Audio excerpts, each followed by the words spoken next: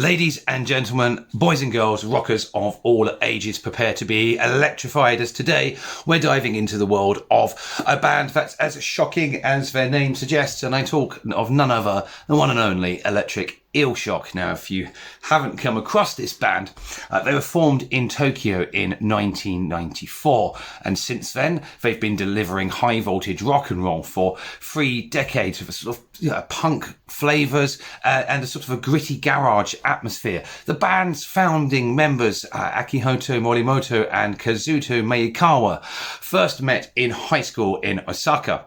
They started out as an 80s kind of cover band, and that kind of grew, and they formed this band that will forever be known as a 3-piece gritty garage punk rock and roll sort of slight metal fusion, and they've done very well for themselves. We're going to fast forward to their most recent album, Slayers Bay Blues.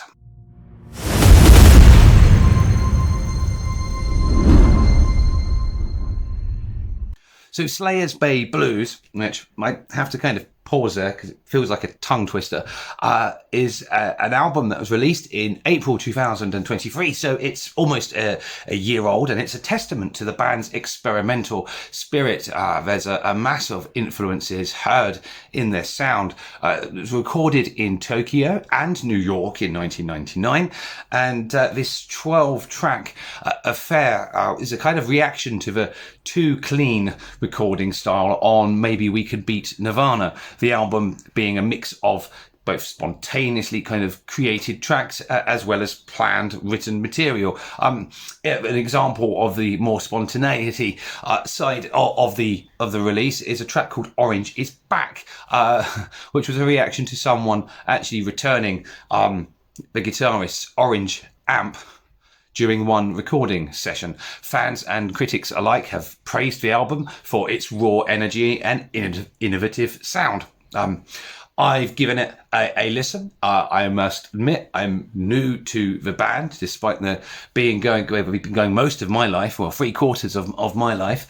And I must admit I really enjoyed. I learned a lot about atmosphere through listening to this, because it does actually feel like you're there in the room.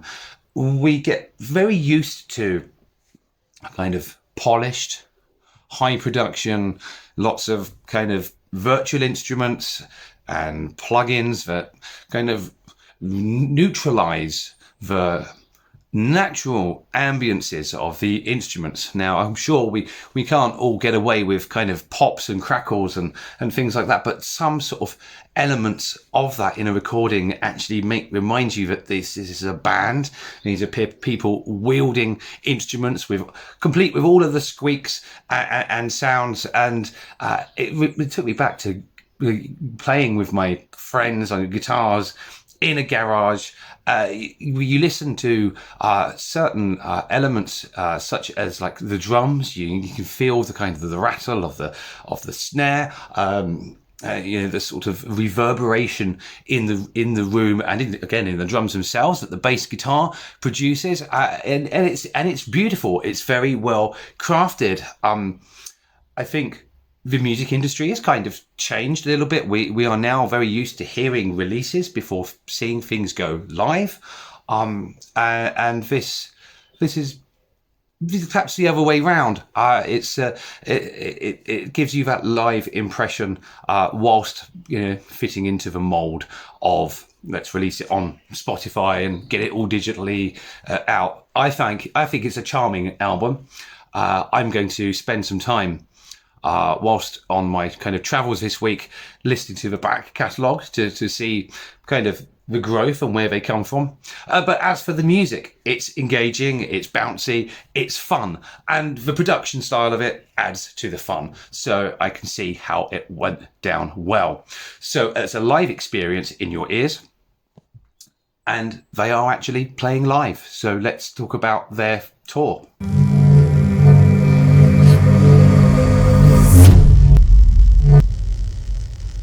I made some reference to Electric Eel Shock being around for 3/4 of my life, and it's exactly 30 years. So it's their 30th anniversary tour, and they've got a huge slew of dates, which I'll show here. But the most important I'd like to point out to you is on Saturday, the 23rd of March, at, of course, the Black Heart in London. So if you're in town, don't miss a chance to see this live.